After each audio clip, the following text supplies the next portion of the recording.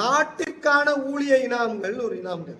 அதற்கு பிறகு நாட்டிற்கான ஊழிய இனாம்கள், அதாவது கிராமத்திலே கிராம வேலை புரிகின்ற கிராம கர்ணம், அந்த காலத்து கர்ணம் என்பவர் இன்றைய கிராம நிர்வாக அதிகாரி மற்றும் சர்வேயர்.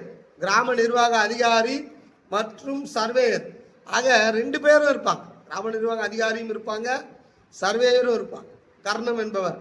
அதற்கு பிறகு அங்கு வேலை செய்கிறவர்கள், உதவி செய்கின்றவர்கள், உதாரணமா தலையாரி, வில்லேஜ் அசிஸ்டன்ட், தலையாரி, தண்டல்காரர், அதுன்னு சொல்றோம் இல்லையா, தலையாரின்னு சொல்றோம். அதுக்கப்புறம்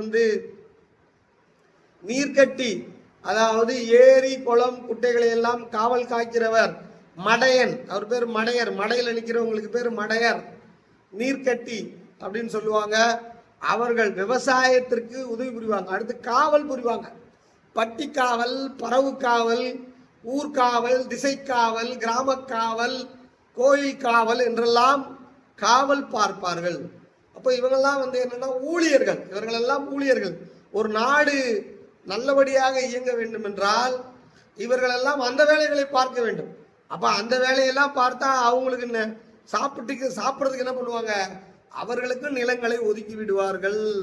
அவர்களுக்கும் நிலங்களை ஒதுக்கி. சார், ஒரு கிராமத்துல தச்சர் இருக்கிறார், சார் ஆசாரி இருக்கிறார், விஸ்வகர்மா இருக்கிறார். அவரு அந்த கிராமத்தில் இருக்கின்ற விவசாய கருவிகளை சரி செய்து அந்த விவசாயிக்கு கொடுத்தால்தான் அவர் விவசாயம் செய்ய முடியும். இவர் இந்த வேலையை பண்ணிட்டு இருந்தாருன்னா இவருக்கு சாப்பாட்டுக்கு என்ன பண்றது? இவருக்கும் இனாமாக நிலங்கள் கொடுக்கப்பட்டிருக்கும். அந்த கிராமத்துல விவசாயி, கோயில் பூசாரி ஒருத்தர் இருப்பாரு.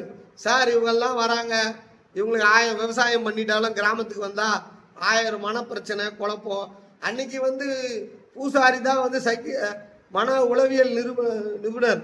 அவர் தான் இப்படி இருப்பா அப்படி இருப்பான்னு சொல்ற ஒரு உளவியலான மன ஆலோசகர்.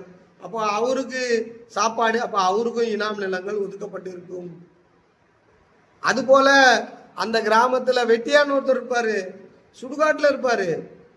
அவர் என்ன பண்ணுவாரு, அவர் சுடுகாட்டிலே இருப்பாரு. அவருக்கு சாப்பாட்டுக்கு என்ன பண்ண, அப்ப அவருக்கும் மானியம் கொடுத்துருப்பாங்க, அப்ப அவருக்கும் இனாம் கொடுத்துருப்பாங்க.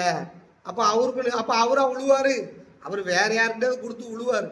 அதுல இருந்து வர அந்த விளைச்சலில் ஒரு பங்கை அவர் எடுத்து அனுபவிப்பார். சார், பறையர்னு ஒருத்தர் இருப்பார் வட தமிழகத்துல. அது சாதி அல்ல. நீங்க இந்த நாளி, அந்த மரக்கா, இப்படி நீங்க சொல்லும் பொழுது அதோட பெரிய அளவு பறை நல்லா புரிஞ்சுக்கோங்க. முக்குருணி, நாளி, முன்னாளி, இப்படிலாம் நீங்க பாக்குறீங்கல்ல. மரக்கா, காமரக்கா, அறமரக்கா, குருணி, இதெல்லாம் சொல்றோம்ல. அதுல மிகப்பெரிய அளவு பறை. அதுல நெல், அதாவது கிராமத்தில் விளைகின்ற இடத்துல ஒரு இடத்துல கொட்டுவாங்க. கொட்ட இடத்துல அதுல அந்த பெரிய பறையில கொட்டி அதை தான் தலையில எடுத்துட்டு போய் எண்ணி மேல அவங்களுக்குன்னு ஒரு பெரிய நான் இது இருக்கும், ஒரு குடோன் இருக்கும், குடோன் போல ஒரு கிடங்கு இருக்கும், அதுல கொட்டுவாங்க. அப்புறம் தான் அந்த வியாபாரிகள் வெள்ளி பணமாக அதை மாற்றுவாங்க. இவ்வளவு நெல்லுக்கு வெள்ளி பணமா மாற்றுவாங்க. வியாபாரிகள் வெள்ளி பணமாக அரசரிடம், அது அங்க இருக்கிற அரசருக்கு இடைத்தரகர்களாக இருக்கிற ஜமீன்தார்கள் அல்லது இனாம்தாரர்கள், அவங்க வெள்ளி பணமாக கொடுப்பாங்க. அவர்கள் வெள்ளி பணத்தை தங்கமாக மாற்றி அரசரிடம் ஒப்படைப்பார்கள். ஆக ஒரு கிராமம் என்றால் 400 பக்கோடா தங்க நாணயங்கள் கொடுக்க வேண்டும் என்று அக்பர் காலத்திலே இருந்ததாக நம்ம சொல்றோம்.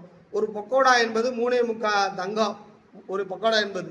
அப்ப நீங்க புரிஞ்சுக்கோங்க, இங்க என்ன கிராமத்துல விளையுதோ அந்த விளையிறதுல ஒரு பகுதி மக்களுக்கு போக மீதி அரசருக்கு வர வேண்டிய பங்கு அளப்பதற்கான ஒரு கருவி தான் அது ஒரு பெரிய பறை. இது நில நிர்வாகத்தின் மூலமாக நான் சொல்கின்ற விஷயம். அதை தூக்கிட்டு அலைகிறவங்க அந்தந்த சாதி சமூகத்துக்கு அது ஒரு பேர் இருக்குன்னு வச்சுக்கோங்களேன். ஒரு வரலாறு சொல்றாங்கன்னு வைங்க, கற்பனையாக ஒரு வரலாறு சொல்லலாம், அது உண்மையாக இருக்கலாம்.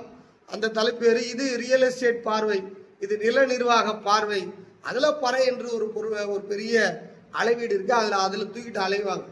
அப்போ இவர்களுக்கும் இனாம் உண்டு, இவர்களுக்கும் இனாம் உண்டு பார்ப்போம். இனாம் என்பது ஒரு